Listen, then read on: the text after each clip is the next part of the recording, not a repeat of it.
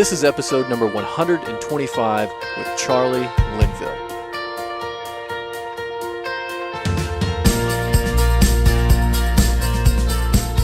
What is going on, everybody? Seriously, we're going to give you a heads up right now.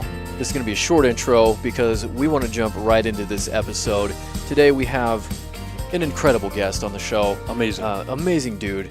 Through and through, not only just by his accomplishments is he amazing, as an individual, as a person, one of the most genuine, incredible people I've ever met. Right, and we would be doing a disservice by describing anything about him, really. I mean, seriously, he's amazing. Absolutely incredible guy. That is the best word that I can come up with, is amazing. Absolutely amazing. So, just to give you a short preview, he has summited Everest. But that's not all. It doesn't end there at all. This guy, his story is off the charts. The dude's in his early 30s. He's done an amazing number of things in his life. Service to the United States of America was one of those things as a United States Marine, and he operated as a EOD tech, and he was actually injured in the line of duty, and his story is off the charts. It is. So we're gonna leave it up to him to tell his story. Yes. And we're gonna jump right into it. So without further ado, the humble and the inspiring Charlie Linville. Thanks for having me. Dude, yeah, thanks for taking time out of your busy week and all that stuff. I know we just got over the holidays. Tons of people have tons of things going on. Did you have a good holiday? And Holidays weren't bad. I made sure that I was a little more relaxed this year. I wasn't running around town visiting all the family. Just kind of took some time and hung out with my daughters and my wife, and that was the best thing. That's the best thing always. Right. Oh, yeah. Yeah. That's what it's about in the end anyway, not making everybody else happy, just making the core happy first. Right. No, I love it. That's what it's all about. And you have a friend with you here today. Who is this? So I have my service dog, Devin. I got Devin about 2.5 years ago when I really was still in a wheelchair and needed a lot of assistance. And he was kind of the catalyst to help me overcome a lot of like the PTSD issues and things that held me inside my home. And now that some of them have subsided, now he just kind of is my buddy. He goes with me everywhere, whether I like it or not. He'll go stand by the door and look at me. We have things to do today, so let's go. I got it. Okay. Keeping you accountable. Yeah. That's awesome. Well, welcome to the show as well, Devin. It's good to have you here. It's good to have you here, even though he seems sleepy. A little wore out underneath the table. He's a lab. He'll sleep most of the day if you let him. Yeah. That's funny. That's funny. I think that's most dogs, I feel like. They're just crazy, just sleep hounds. They're just sleeping all the time. They're awake in pockets, right? Yeah, exactly. You see for an hour, they're all energetic, and then exactly. I'm going to go take a 5-hour nap. Right. They got to get that sleep in for sure. So tell us and the Forge of Potential Legion a little bit about you. Give a little bit of your backstory and just briefly highlight some of the key points. Yeah, I was born in Boise, Idaho, and had a typical childhood here in Boise. But when I graduated high school, I decided to join the Marine Corps, and at the time we were in 2 different wars, Iraq and Afghanistan. But something I really thought I needed to do was just service to something other than myself and get outside of Idaho and see what was out in the world. And so for me, the military, specifically the Marine Corps, was a good place for me. And I did that and went to Iraq and had a successful deployment in Fallujah, successful being that I didn't get hurt or killed. Came home from that and learned a lot about myself and really about what war is and life in general, having lost some friends during that deployment, and kind of surveyed what I want to do for the rest of my life. And the answer led me to EOD, which is Explosive Ordnance Disposal. So it's all the bomb technicians you see. My job was to take care of or mitigate all the roadside IEDs or IEDs that were implanted that prevented troop movement in Iraq and Afghanistan. And so I really had a passion for that. When I went to school and learned how to do that, it's a really difficult school to get through. Was successful and deployed again to Afghanistan doing that job. Unfortunately, January 20th, 2011, while conducting EOD operations in Afghanistan, I stepped on an IED, which at the time and place where I was, it wasn't if, it was just a matter of when it was going to happen. Right. And for me, I felt the explosion, and I remember it, and being totally disoriented and unconscious, and waking up and just surveying what had happened to myself. And when I looked down, I mean, for me, I couldn't have been a better result. As crazy as that sounds, I mean, stepping on a bomb is never a good result. But Right. If you have to do it, stepping on one that doesn't fully detonate is the way to go. Aim for those. Had the bomb that I stepped on fully detonated, I'd be a triple amputee, double above the knee, and probably somewhere mid elbow or high to the shoulder. Right. And I don't know if I would have made it off the battlefield that day if that had been the outcome. Fortunately, it low ordered and just kind of crushed my foot, sent me home. I learned a lot about myself in recovery. Eventually became a below the knee amputee. It was the best decision. Tried to save my foot for months, but just wasn't going to happen. I was in an immense amount of pain, and I just couldn't take it. So had it amputated, and then I just wanted to see, what I could do with my body, with the prosthetic limb and the perceived disadvantages of having a disability. And I really hate that word, disability. Right? It's about your abilities, Right. not about what I can't do, but what I can do as a human being. And I think that's what everybody should, see for themselves, not what I can't do, but what I can do and the things that I'm really great at. And so that became my own personal mission. And while going down that road, I realized that it was much bigger than myself. It didn't just affect me and what I could do. Showing people that were in the same situation as me or other people that had struggles in life, what the human spirit was capable of became my passion. And so I pursued the climbing of Mount Everest in 2014, and that became a whole Odyssey saga journey in itself. Oh my Something God. I didn't plan on, but it's kind of what has led me to the place I am in life now. That's amazing. Absolutely incredible. Yeah. I mean, you hear just the fact that you've summited Mount Everest is amazing, but on top of it it's mind blowing to just about anybody out there. I'm sure that could be listening. Just the circumstances and like you're talking about, just getting rid of the vocabulary disability, and maybe even replacing it with like something like honed ability or something like that. But it's super, super inspirational, man. Do you think of it that way, or is it? I didn't think of that way in the beginning because I had my own struggles, right? Like, what we do best is focus on what's going wrong in our lives, right? Right. As human beings, we rarely remember the good. The good definitely doesn't outweigh the bad because we focus on, what we need to fix in ourselves or the negative parts of life and the things that we want to change, and we forget about all the positive.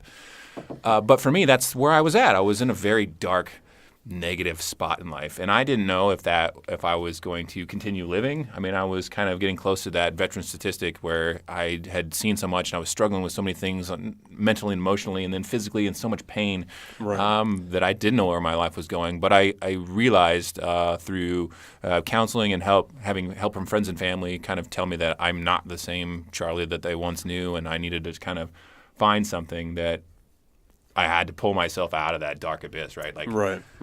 Standing on the edge and contemplating one way or the other, and I had to change that. And so I made that conscious choice to take the first step out my front door towards my path in life and whatever that I wanted to be. And so setting goals, like going to the physical therapy after I had my leg amputated. I ran a triathlon 2 months after I had my leg amputated, and that was something I needed because everybody told me I couldn't do this and I couldn't do that, and can't became this word that was attached to things that I previously used to do. And then it was just an all-out mission to prove all those wrong, right? That only saw you with a disability, only saw you in that wheelchair or in the crutches. And so the first step was the triathlon and completing it.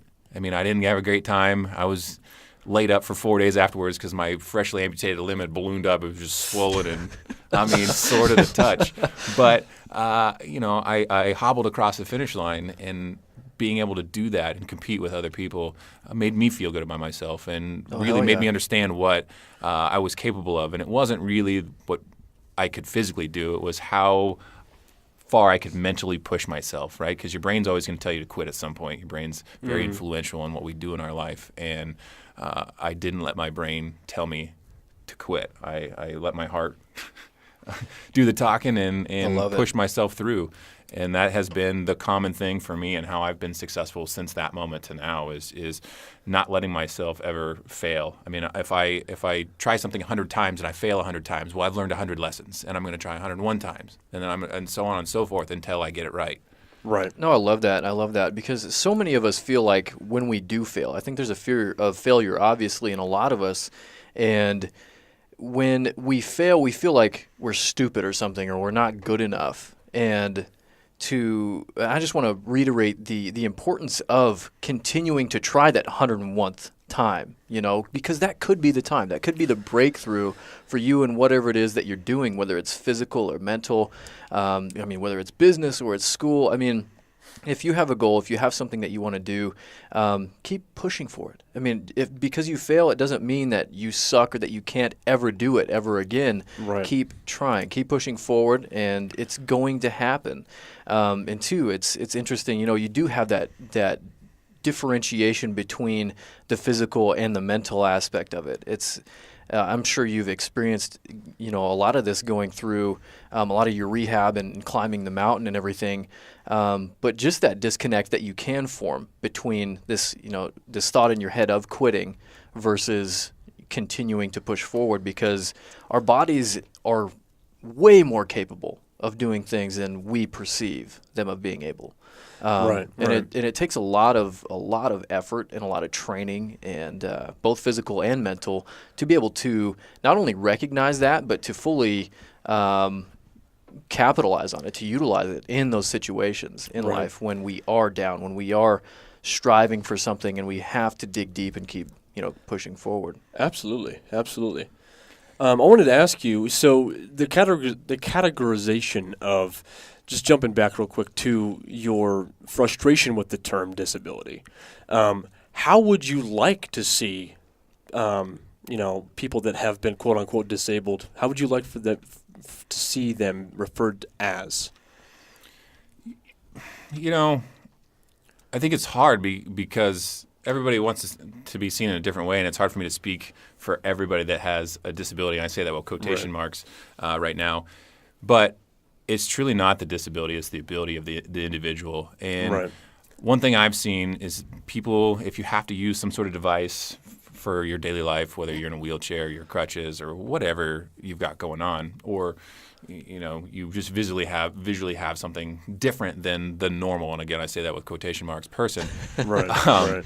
What is normal? Is that even a real thing? Right. But it's so funny that we have somehow made that a tangible thing, right? Normal. And so what we see as human beings, right? So people see me in shorts and they automatically think that I'm somehow less than what they are because they're whole-bodied, able-bodied. And I laugh because I would never go up and say, my accomplishments to somebody. But when somebody treats me like I need assistance, not necessarily, right? If I need assistance, I'm man enough that I will ask for it. But that's not the same for everybody. And like I said, so everybody has a different idea of it. But individuals that are perceived with a disability are capable of so much more than even they know. But because of that overall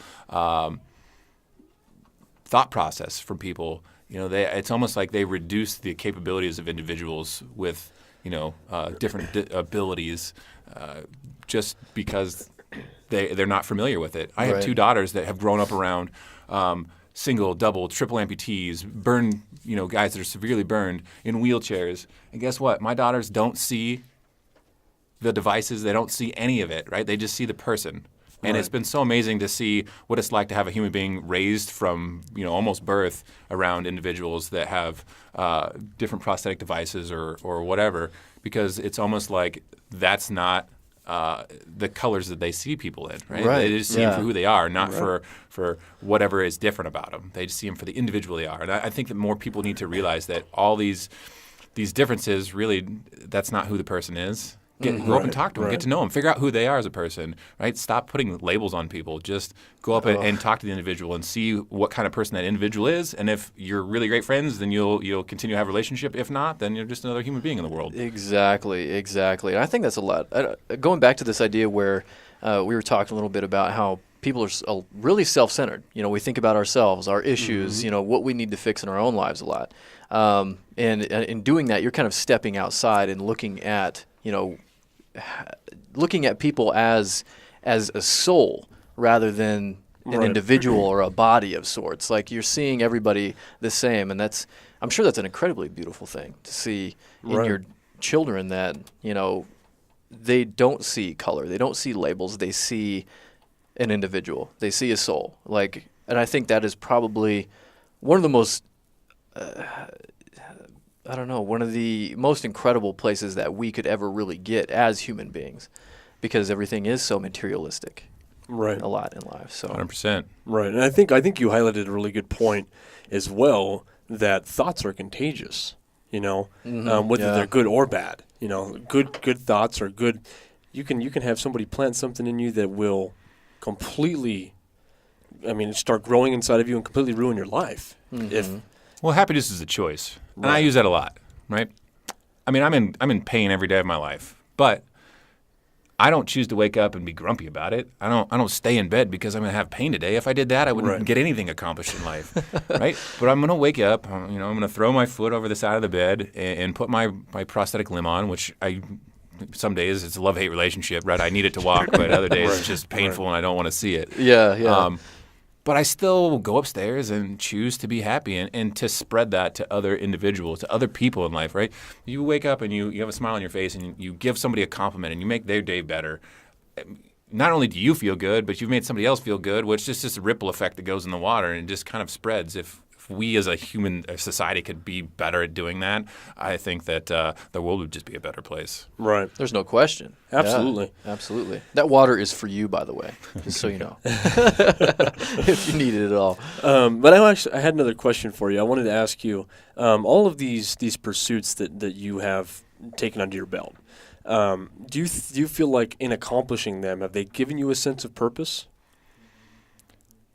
The pursuits for me, well, since I got wounded, I've got two chapters in life, right? I've got the way my perception of things before I got wounded, and then having, the quintessential life-changing experience, right? Like I could have certainly died that day, and so right. the things that I want to take advantage of after that moment, right? That was a profound moment for me in my life, but I just want to keep inspiring people and keep using my body and doing things that I know I can do as a human being to make others see that they're capable of the same things.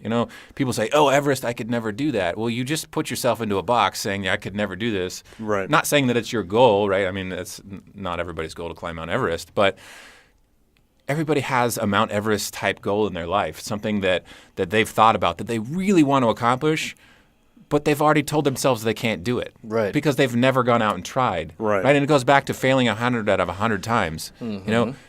If that's truly something you want, then you're going to make it happen. But it takes, self-sacrifice. You're going to have to wake up every morning and work hard towards whatever that goal is, because it's a Mount Everest type goal. Right. Right. When I decided to climb Mount Everest, I didn't have much climbing experience. I had lots of issues to overcome with my prosthetic limb.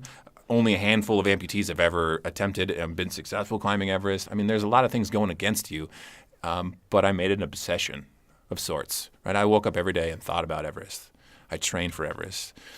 The days where my body was just destroyed, I still got up and did what I needed to do. Maybe it wasn't 100%, maybe it was 70% of what I had, but I still got Right. up and did the best of my ability for that day to ensure that when my moment came to accomplish the goal I had set for myself, I was going to be successful, because those were the things I could control, was how much effort I put into it, how much I wanted it, and just continually striving to do that every single day, and not letting myself go, oh, this happened, and that sucks, and I guess I'll quit. Right? I just never quit.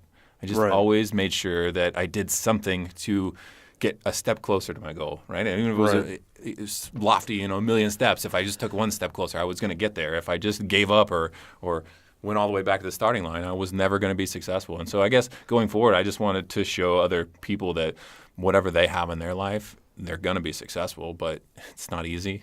No one's going to make it easy. You're going to have to, keep going every single day of your life to accomplish it, because anybody that's ever been successful in life has worked hard for it and never just fell in your lap. It's so true. It's so true. And it's kind of, it's perceived that way, that people that are successful they got lucky, quote Right. unquote lucky sometime. Something just happened for them. And that's so not the case. Every now and then there's some example of something happening to where, it was a lucky break or this or that. But the fact of the matter is, people are putting themselves in these situations, and they've put in the work all the days before that situation, not only to get themselves to that place to intersect with that opportunity, but to be able to handle that opportunity once they got there, right?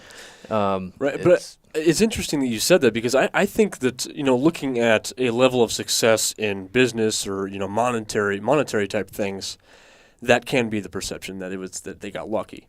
But when you're talking about success in summiting Everest, I don't think that anybody would think that was luck. So there's a distinction there, and there's a difference there when you talk about physical limitations or physical feats, as opposed to that is funny to what we're. But I see him the same way, because somebody that, let's say, works in the financial institution, let's say Wall Street stock market, whatever. Right. They still, probably put in 12, 16, 18 hours a day to be successful, right? And they didn't get their body physically ready to go undertake this crazy physical task, but they did have a dream, right, to be successful on Wall Street. Right. And they woke up every single day and made that their obsession and their focus, and put 100% of themselves into being successful. Right. But you know what goes into it, though. Right. Right. But and it's just so funny when I talk to people and they always say they want to do this. It's like, okay, well, what have you done to start doing exactly. that? Right. And it's like, oh, but that's the point, right? Yep. The individuals that most often are successful, and I've had to cope with that as well, right? Because I wouldn't mind being very successful from a monetary standpoint in business or whatever, but like, I have to be honest with myself. It's not like I've ever gone out and pursued that and put 100% of myself into that life, right? And if I had, I may be successful, may not be successful. Business is different than Everest, right? Right. Everest is. But not really. Kind of. I know. I guess it's contradictory there, Right. but business you could work real hard and never get that lucky break, right? And so you won't be as successful as you maybe think you can, because those are the unknowns, whether you're going to get that lucky break in business. Everest is kind of the same way, though. I mean, it took me 3 years to make it up Everest. The first year was an avalanche, unforeseen, right? Yeah. Had nothing to do with me. Mountain was closed down, or any other climber on the mountain. And then the second year was a earthquake that caused an avalanche at the south side of base camp, but also devastated the country of Nepal. It was a hell of an earthquake, right? Right. It was 7.9. It was a good size one. Right. But you were there at that time, weren't you? It was a base camp. How was that? Like, it was interesting to that would be be insane. Oh my God. to be there and just have the ground shaking. And I actually had my leg off, so there wasn't a whole lot I could do. I was like, ah, Right. everybody's like running for the flat cover. I'm like, ah, scream back, Charlie, and I was like, ah, just a second. That's You awesome. know, but it doesn't. It ceases to be about you and your mission when things like that happen. We knew we weren't climbing Everest at that point. It just became, what can we give back, right? You feel horrible for the individuals that their lives are either have been taken, or the lives that are forever changed, loved ones deceased, their homes destroyed. Right. Life as they know it is just different now. And we stayed and tried to help and do our Good Samaritan deed, and just because we happened to be in that country, part of the world right at that time. And so we stayed and did the best we could to provide assistance, because, again, that's what being a good human being is about. That's when somebody else needs help. Step outside of your own comfort zone and do what you need to. Absolutely. I love it. I wanted to jump back to your time in the military.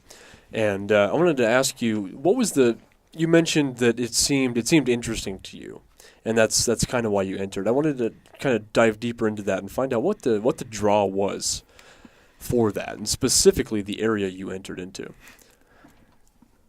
Well, when I joined the Marine Corps, I joined the infantry, which is obviously boots on the ground, rounds down range, taking the fight to the enemy. That's all I really knew, what the Marines did at the time. Like, I had really no idea about the military as a young man. I thought that everybody in the military went to combat, right? Yeah. I know a lot more now. But I don't regret the decision whatsoever. I had the fortune of serving with wonderful men and women, but my infantry buddies, and being in battle with them and seeing what what it costs to have a freedom. I mean, there are other countries that have freedom, but there's a reason why everybody comes to the United States of America. Right. And the cost that it takes to defend our Constitution and our beliefs in this country is great, right? It's been paid in blood. And to be able to serve with those men and give my life to my country for, the 8 years that I did, man, no regrets. If someone said, well, we'll rewind the clock and give you everything back today, I would say no thank you. The experiences I've had, the things I've gotten to do, the people I've met and spent time with over the years is worth everything. And really, honestly, it's the greatest things that ever happened in my life. I mean, I've got high school friends that got their college degree and they still work here in the city of Boise. And the experiences I've had, I mean, probably some of them will never have in their entire life. Oh, absolutely. And in my life, I'm in my early 30s. I've still got a lot of life left to live, but the things I've been able to do and accomplish are quite astounding when I sit down and think about them. And it's all because of the military. And I'm really fortunate that I was able to join and serve and don't regret it whatsoever. That brings up an interesting point because it's crazy to me, and Connor and I have talked about this before, just the series of events that lead to aspirations or just your willingness to push forward towards a certain goal. And I wanted to ask you kind of just touched on it a little bit, but I wanted to ask you, had you not experienced all of the experiences you had in the military, would you have had the aspiration, maybe specifically to even try and summit Everest? Oh, no. Not even, right? It's the path. The choices we make in our life set us on our path, right? By the time you get to the end of our lives, right? It's all the choices we made.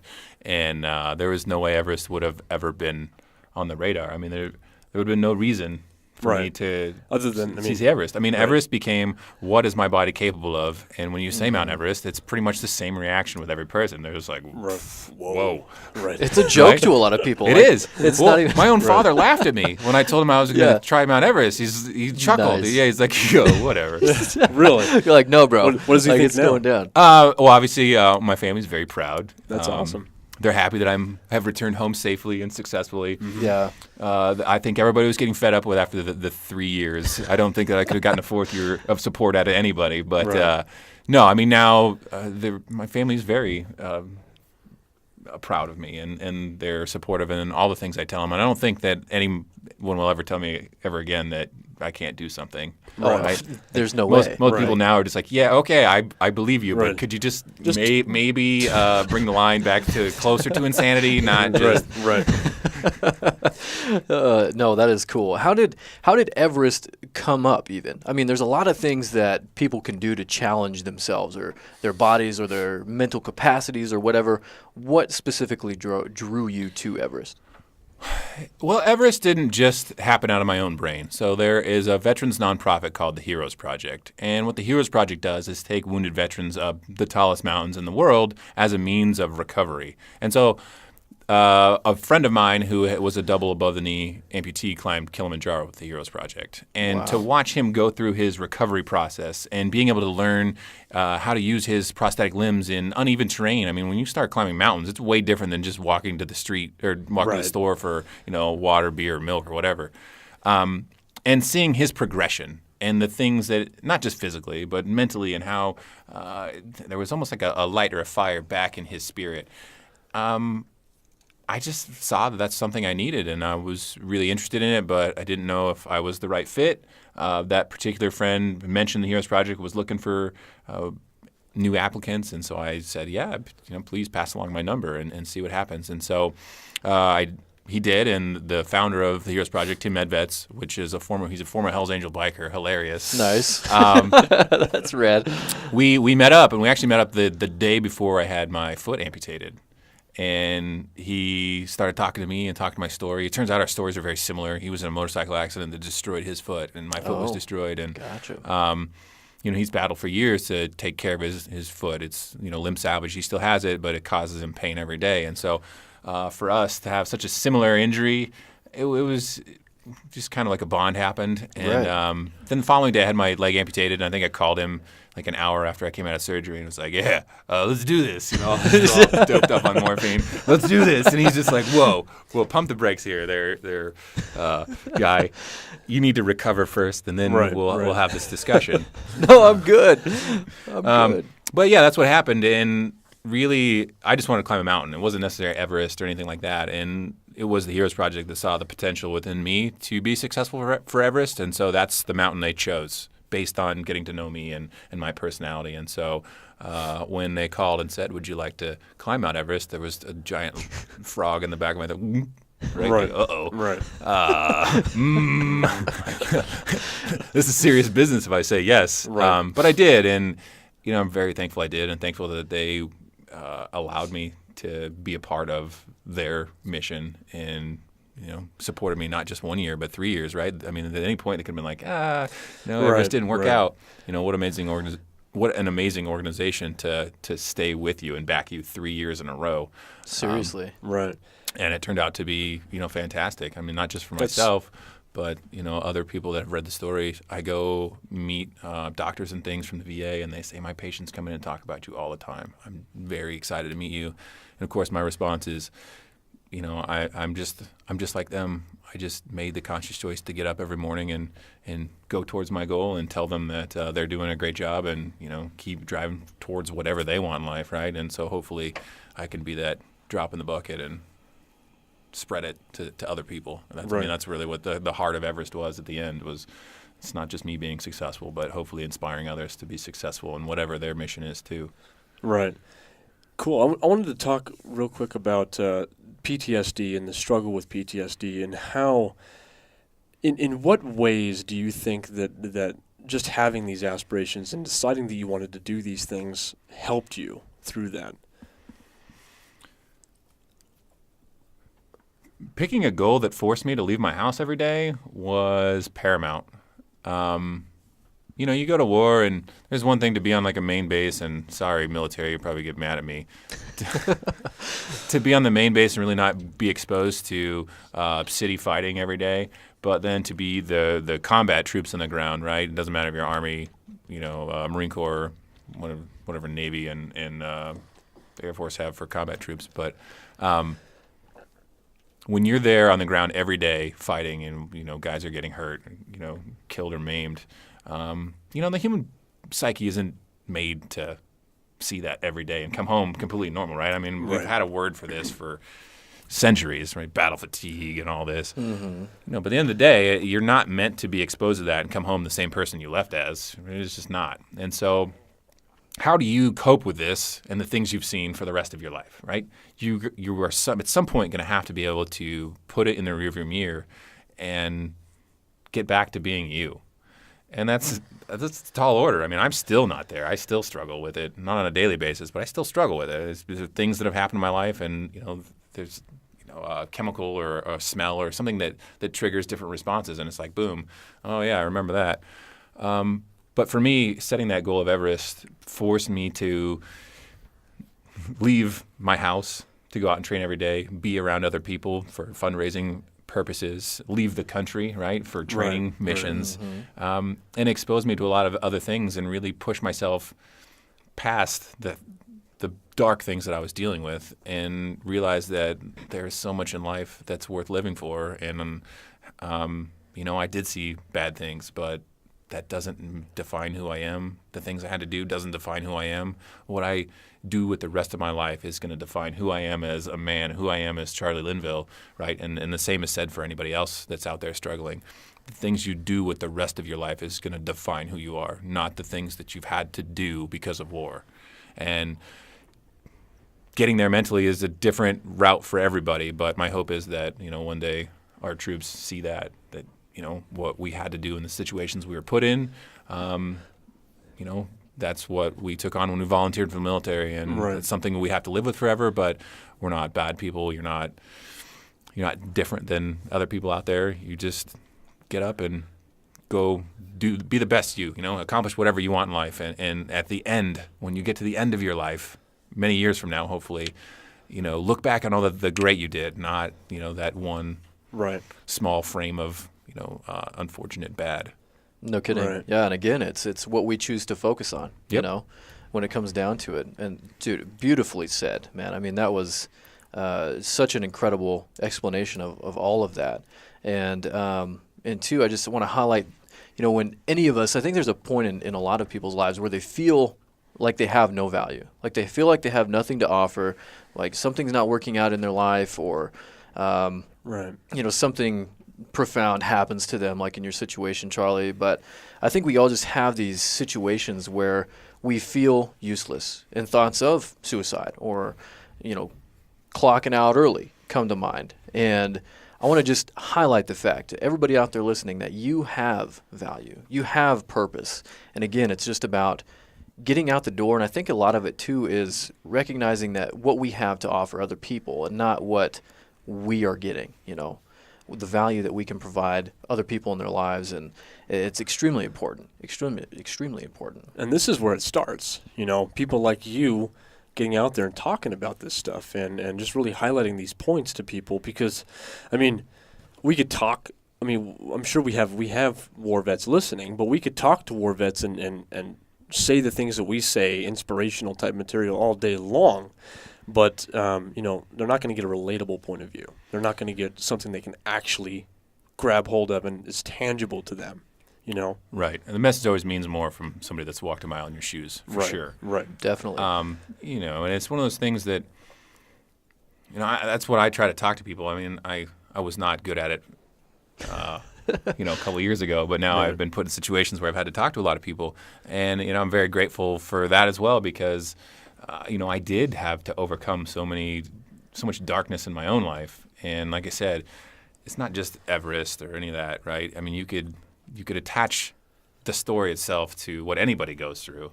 Mm-hmm. You could be in a dark spot in your life, and you could maybe not have the right personnel around you. You have people that are just spewing negative into your mind all the time, right? Then you believe that you're not capable of anything. And how do you build yourself up or remove yourself from situations where that's happening? It's just, again, you have to wake up and choose what you want to do with your life. Because it's certainly what I did, and I'm not different than any other human being. I'm still, Homo sapien like anybody else. I just, Right. I chose that my situation was not good at the time, and so I completely altered it. And anybody that's out there listening, you're in the same boat. Go out there and strive to be better, and wake up and make happiness is your choice. And if you're not have the right people in your life, go out there and start doing good things for other people, because by the time you start doing that, you will find other good people, right? If you volunteer, do stuff for others, you're going to find a group or a community that is the same way. And surprisingly enough, you're going to have good in your life all of a sudden, right? If you have people that only think about themselves, and no matter what you do, they're still only thinking about themselves, you may not ever find an individual that's going to inspire you and change you. Right. No, they're so true. Absolutely. It's definitely in who we choose to surround ourselves with, and down to the things that we choose to watch on TV or to utilize our time doing. It's all in what we choose to put into our lives and into our bodies and into our minds, and that outside influence is absolutely huge. And I really love the fact that you brought up the idea of when you're going to war and then you come back home, there's kind of this expectation of being kind of like the same person you were before you left, kind of a deal. And I think you put it in a really great way that you aren't, you aren't the same person, and you're not going to be the quote unquote normal individual, right? Whatever that means, because you have been through what you've been through. And I think that's an important thing to highlight for a lot of people, because I don't know, did you experience that as far as like people expecting you to be that same person that you used to be? It was more the comments people would make, like you're different. Oh, okay. Right.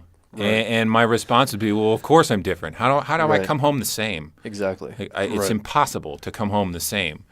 And for a while, I didn't even really get it. I had to get injured in Afghanistan and then have my operational tempo just completely go stagnant, right? Just boom, everything stopped. And then it was like, oh, all the stuff that I've compartmentalized and stuffed down low because I had to, if you're on a patrol and somebody, a Marine gets killed, it's not like you stop and think about what just happened. It's okay. So he goes off on a helicopter and then you continue to patrol through the city. You don't ever have time to stop and really emotionally deal with what you just witnessed. And so, service members are great at compartmentalizing and stuffing that and just keep, needs of whatever branch of service they're in, just keep forcing themselves to be successful in the mission, right? Right. And people do that in life. I mean, they have bad things happen, and it's just like, if I just keep driving forward, I just will never have to deal with it. Mm-hmm. But eventually, you have to deal with it. Right. And come to find out, I found in my own life, I have to deal with it. And so, my family always said, well, you're different. You're different. Well, yeah, I'm different. I'm still struggling to figure out how to deal with all this. Mm-hmm. They would bring up pictures before I even joined the Marine Corps and really just like what's in from my nose to my eyebrows, right, in your eyes. And highlight it. Like, this is what you look like then, and this is what you look like now. I go, yeah, well, I've seen a few things, and I've aged a bit since then. Right. But it's just, I had to find a way to cope with it. And like I said, I found my own way, and everybody else out there has to find their own way because there's no, A gets you to B all the way to Z, right? There's just no pathway for any individual, but seeking help and making sure that you don't go through it alone is probably the most important thing. Is nobody can do it by themselves. Especially dealing with emotions of that magnitude. Right. Sometimes, it's extending that hand and asking for help. Right. To think that it's going to get better just because you want it to get better, it's not. Right. I mean, what you're describing is, nobody in these positions really know what to do. You're talking about the vet, you're talking about the family of the vet, and I think that highlighting these points and really driving home that, the person that's experienced what they've experienced really need to take the time to come to terms. But I wanted to ask you specifically, did you ever find the reminders helpful, or were they troubling to you, or just aggravating to you? Now I don't like the reminders because I feel like I've gotten to the point that I'm in a good space. And so now the reminders are just bringing up old things that I buried. And a lot of them got buried on the summit of Everest, honestly. I carried them around like a demon on my back. And when I got to the summit of Everest, I talked to some of my friends that were killed in action and figured I was on the top of the world. This is as close as I was going to get. And buried a couple things up there and just left it behind, and so it happened to me actually last week. I was going through some old pictures and found some deployment photos, and some photos came up that I didn't realize I had. Right. And B, it really it triggered an emotional response for me, and I was upset for seeing them, honestly, because I was in a good place, and it was like, I'm right back to somewhere I don't want to be. Right. But I also have gone to a mental health provider for the last 4 years, and worked through a lot of it on my own, and really told my family that please don't ask me questions. Please don't bring it up. If I bring it up, then let's talk about it. But until then, just can we just talk about other things? Stop saying that this is wrong with me, or this is different. I look like I'm having a bad day. Yeah, I'm having a bad day. Right. That happens sometimes. to all yes, of I'm us. having a bad day. Right. Thank you for pointing it out. I'm happy now, though. right. But at the same time, it was like they cared. But right. And it's walking that fine line, especially with me. Some days I was really moody, and people don't know how to respond. I mean, it's like they want to be there to help so bad, but at the same time, it's like walking on eggshells. Right. And looking back at it, I feel really bad for my family having to go through that and experience that. But it's kind of what I needed at the time. Like, I wanted to talk about it when I was ready, and if I was having a bad day, I was having a bad day, or if I was grumpy, I was grumpy. I've apologized to all of them since. But, those are the emotions that I was coping with. And nobody gave me the skill set to be successful. I had to learn it. Right. And especially dealing with things of that magnitude, I just didn't know how to make it all okay. And it took years, but I'm here, and I can say that I feel quite confident that I'm going to be successful in whatever I want in life, and I'm always going to have those thoughts and memories, and I'm just not going to let them control me to the point that they were at one point in my life. That's awesome. It's incredible, man. Absolutely incredible. So going into Everest, what was the training like for that? Because obviously you've got to train like crazy physically and mentally. I mean, what was that like? The training for Everest, I think I'd say obsession in the beginning, and that's definitely what it became. Definitely about 8 or 9 hours a day of training, because the one thing that you can control when you're going to Everest is how you show up to the mountain prepared, right? Mm-hmm. You're going to know real quick physically whether you put in the work to be there. And there's a difference in just going out and climbing and, climbing with a heavy pack and getting a couple hikes in every week. Right. Or, I did 2 hours with a personal trainer provided by Equinox Fitness, which is a big gym on the East and West Coast. And then Equinox built a hypoxic chamber instead of hyperbaric, which would give you oxygen to heal you. Hypoxygen sucks the oxygen out of the room. And so I would do a 2-hour spin class at about 20,000 feet, which is horrible. If anybody's ever done that, they know, but it's horrible. 2 hours. 2 hours. Wow. And then gasping for air. Yeah. Oh man. No, that would be intense. We'd do like jumping jacks and squats and things, and you'd be like woozy and almost pass out. Wow. And so I'd get out of the chamber, get some food in me, and then I would go for about a 90-minute run or some sort of cardiovascular exercise at night too. So, and wake up and do it all over again, and just keep trying to get the body to recover and use good, solid recovery methods with sleep. Oh, and I slept in a hypoxic chamber too. So we started at 12,000 feet, and we got our way up to about 21,000 feet. Jeez. Just getting your body – when you get to altitude, the one thing is it's a stressor. No matter what you do, your body's going to be stressed, right? Your heart, my resting heart rate now is about 50 to 53, somewhere in there. When I was sleeping at 21,000 feet, it was about 90 to 100. Dang. Like that's a resting heart rate. Yeah. And so, working out in the hypoxic chamber in the afternoon and sleeping in the hypoxic chamber at night really got my body ready for those stresses, right? And all these things are what I could do to get ready for Everest, and then getting to Everest and climbing is a totally different experience. But, right. And as well as climbing other mountains. I've climbed mountains in Central and South America and the United States, all over, anywhere from 12 to 23,000 feet before I got to Everest. And I used to blindfold myself and do rope skills while I was sitting on my bed at night, reading books about Everest. I mean, it truly became, how are you going to be successful, Charlie? And any ounce of downtime, it was going to be focused on some sort of training, some sort of work towards my goal, right? I never went and, binged watched TV series for 12 hours, right? It just didn't happen. We talk about this all the time. Right. Right. And even if you are binge watching a TV series, what can you do with your idle hands, right? I mean, there's true. Nothing wrong with I do it. I mean, like everybody else does. But when you got idle hands, we can multitask really well. So figure out what you're going to do and get towards your goal. And for me, it was just 8 or 9 hours a day of Everest training. I got Sundays off to recover.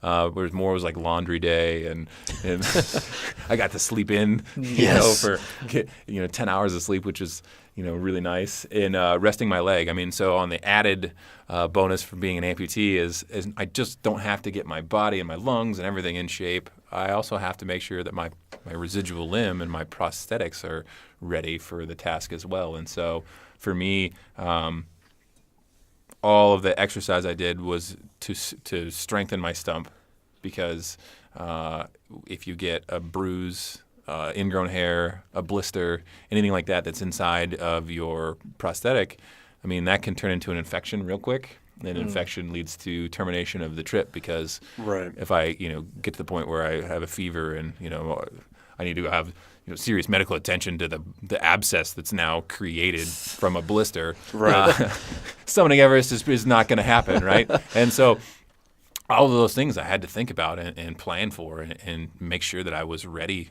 on all fronts when I got to the mountain. That's amazing. For 3 years, It wasn't just 1 year. I had to do it 3 years in a row, and that was the taxing part. I even told I didn't know if I was going to go back this year. After 2 years of doing it, I was like, I had enough. I'm done, man. But the Heroes Project called, and it was one of those things that one more time, okay, I can rally it for one more attempt. But there's no way 4 is not going to happen. I have to get on with my life. You know, I gave it the best shot I possibly could. I don't have to dream up a new goal, right? Right. Thankfully, all the holes in the Swiss cheese lined up this year. But it happened. Perfect. It happened for you. You know, That's awesome. You know, the feeling of getting to the top of Everest. What is that like?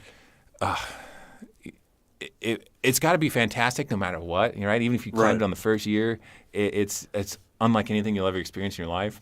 But for me, having battled back from, you know, severe injuries in war and gone through that period of just deep depression, and then having Everest as the goal, and then 2014 failing and coming home and dealing with all the emotions that come with that, right? I mean, failing, I mean, there's a lot of emotions that I had, and then 2015, and then finally this year I had the emotions before. I actually came up the snow pyramid somewhere on the north side, then you have to kind of traverse across this really narrow rock ledge of sorts for another like 200 yards, and then there's this really steep rock chimney that you have to go up. Ropes are fixed, but you still have to go up there.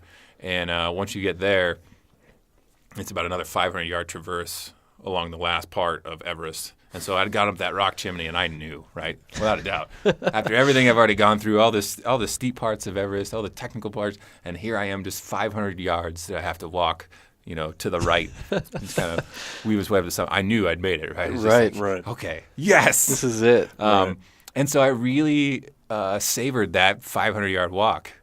I mean, every step I was just looking out. I mean, you could see into China and Tibet and into Nepal, and you see all these other 8,000-meter peaks that are below you, right? I mean, That's incredible. I'm the tallest place in the world. Right. It was just overwhelming. And then I got up the top, and I waited for my entire climbing team we all caught up together and summited. They let me summit first, but you know, as a whole, we summited. And man, I put my arms up in victory, and just knowing that there is nothing in this world that I cannot do if I put my mind to it and just keep going. It was a pretty amazing feeling. That's the perfect testament of it, of just the ability that we all have to do whatever we want, right? It's amazing. It's amazing. I wanted to touch on the adaptability of the human body when you're talking about, you know, sleeping in the it's not the hypoxic chamber, sleeping in there, and just your preparation and just how the body follows suit in all of those types of activities is incredible. It's completely inspiring. And not just like me for Everest, but if Right. you look out at what human beings themselves have been able to accomplish over recorded history, if you look at what a human is capable of doing, how could you tell yourself you can't do anything, right? I tell my daughters all the time, stop using the word can't. Right. I mean, I will go to the library and pull up 1,000 different examples, literally 1,000 different examples of things that human beings have done that you would say you couldn't do, right? And for me, that's my passion, right? I love to explain that to people. Like, how do you sell yourself short in life? Because you are a human being. Right. I mean, we're the only creature that lives on this world that is capable of literally doing anything we want. I mean, Right. we've gone to space. We look at everything we've constructed. Look at all the records and things people have been able to set, whether it's the things people have created, the innovation, the creativity, the physical aspect of human beings and what they've adapted to over thousands of years. It's just, I don't know. I get really excited about it because human beings can do Right. anything. Right. Right?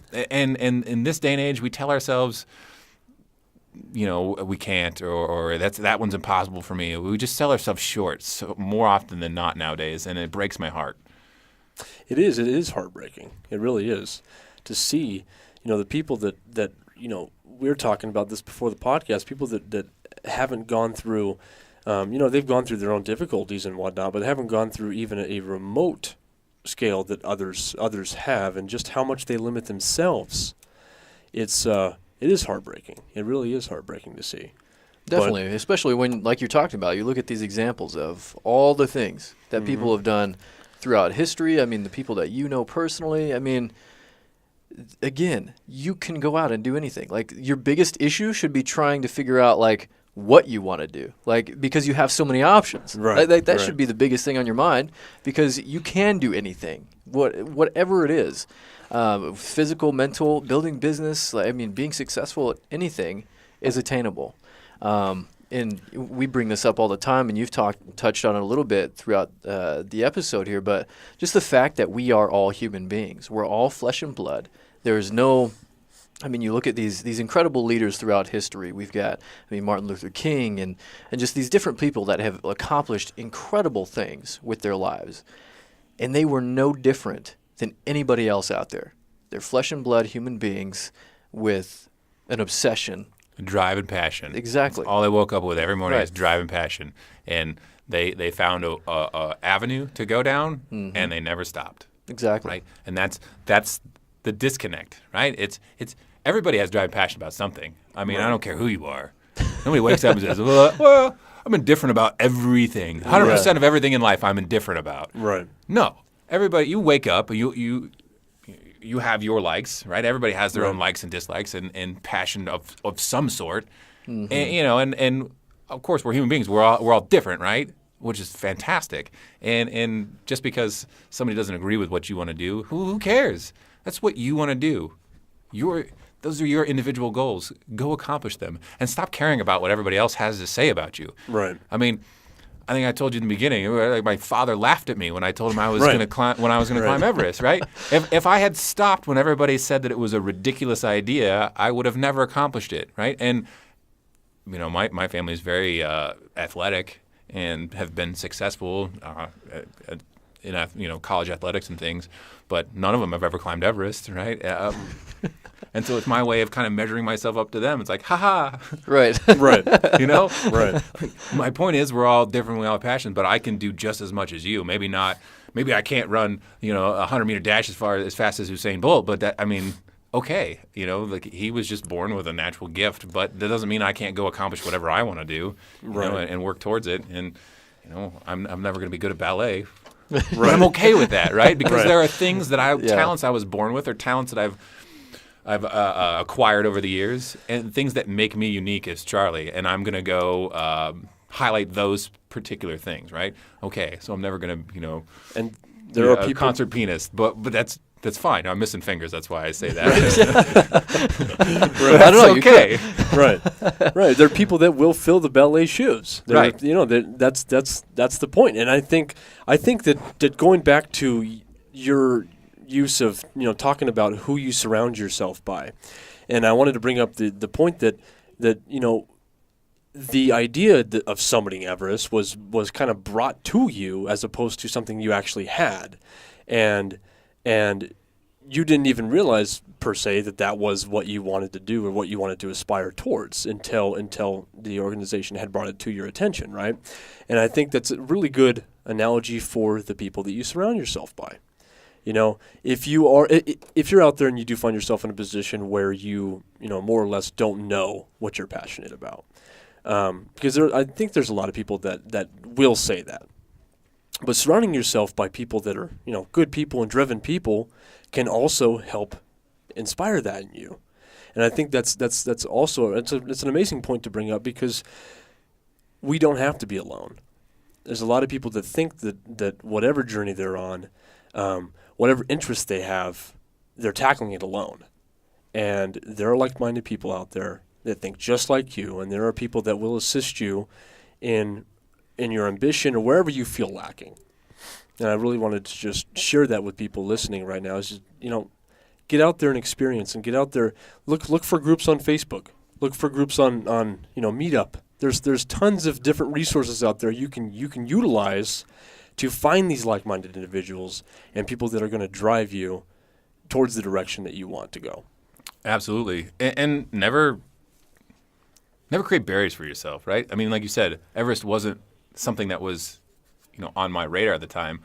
But when my friend, right, the guy that he'd lost both his legs, both the knee, climbed Kilimanjaro, just simply in a conversation said, hey, we're looking for other people, I could have stayed silent and said, well, I'm good. No, I said, absolutely. I mean, Right. sure. Here's my number, and not expecting that it was, not knowing that I was going to turn out to be Mount Everest or anything, but Right. just pursuing an avenue, right? Just at some point saying, yeah, sure. I mean, don't be afraid of the curveball that comes into your life, and maybe it sets your life on a completely different direction, but never be scared to go after that, right? I mean, just because it's something that you've never previously thought about or might be a large change in your life, don't let fear control what you want, right? I mean, never be scared of something. Maybe an opportunity comes in your life and you're like, oh, but it's going to completely change my life. Well, is it something that you're passionate about? Is it Right. something that is going to possibly be better for you? I mean, I think that fear is a large emotion that controls a lot of the things we do. And that's one thing, since I've been wounded, I'm not like, people ask, well, how could you climb Everest? Well, I'm not afraid to die, first of all. I've been there, done that, like, or whatever. I was this close, dude. I've been blown up 8 times. Like, I'm not afraid to die. But for me, the light bulb turned on. Like, when they said Everest, like, that could completely change, my stars. Like, it could completely change me as a person, and I wasn't afraid to say yes to that. And I think a lot of times I talk to people, and there's a underlying fear that controls the decisions they make, and sometimes Right. it's you got to throw that to the wayside, and for good or bad, just go after what you want. It's amazing advice. No, yeah. We Amazing. definitely do shy away from those things that are going to be life changing for us in certain Come to ways. a crossroads. Oh It's my very gosh. nervous to go off the path you're already on. Right. For sure. And Right. sometimes it's not going to work out, which is unfortunate. I mean, but sometimes it is, and your life will be forever changed in a good way. And when is it a good time? When is it not a good time? I don't know, right? It's just I now. fail at life all the time, But Right. again, it's back to those lessons, and just trying to achieve what you want, right? I mean, at the end of the day, when we all meet our maker, or whatever you believe in, I want to go out, me personally, with no regrets. I want to be laying on the hospital bed, or if I get in a car wreck somewhere and life is over in a flash, I want to stare up and think about, yep, I'm good to okay, go. Right. like this is my exit, and I have no regrets right now. I don't regret not taking that opportunity. I don't regret, this or that. I want to go out with just a sheet of things I've done and accomplished, and be okay with it.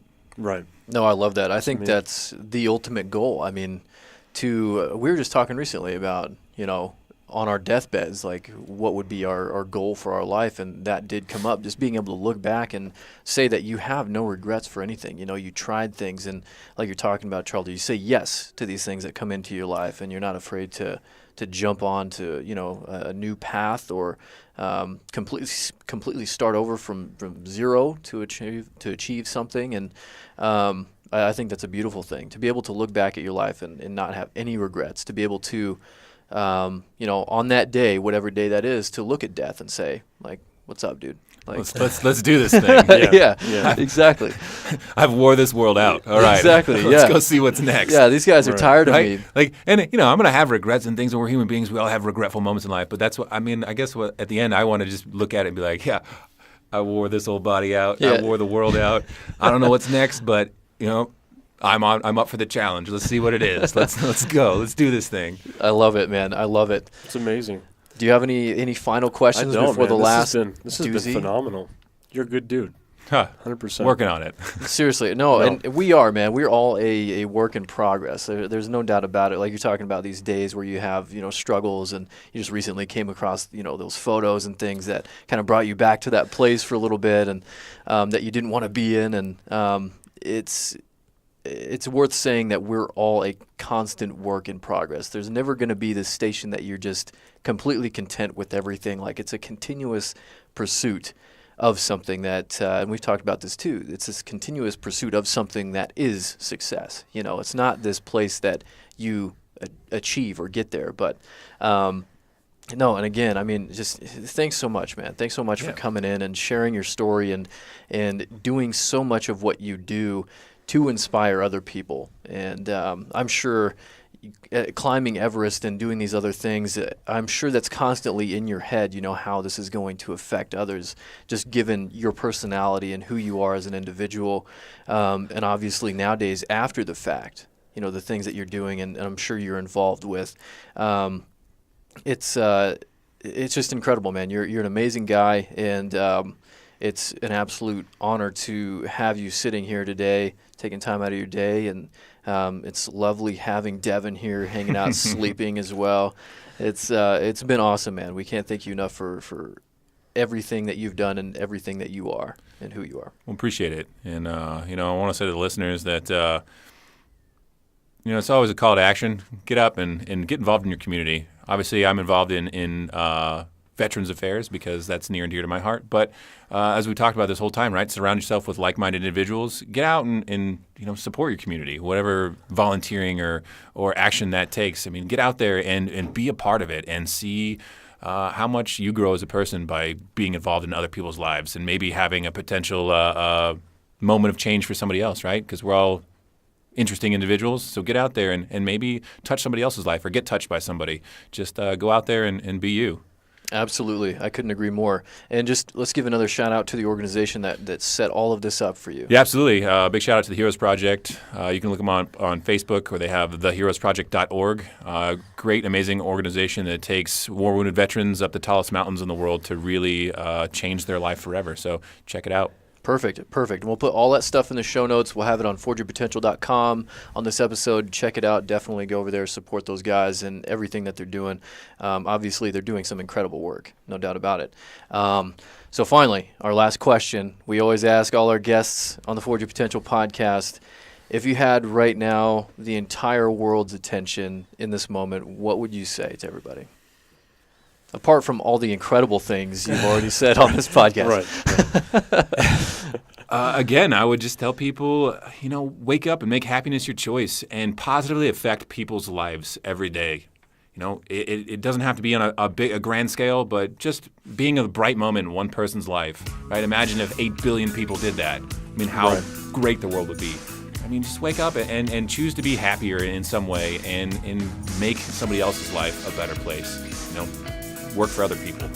It's beautiful. It's beautiful. It's amazing what we can accomplish when we all just come together for something. Absolutely. Yeah, it's incredible. Well, thanks again, man, for coming in, hanging out, and for all of you out there in the Forge Your Potential Legion, remember, as always, today is the day.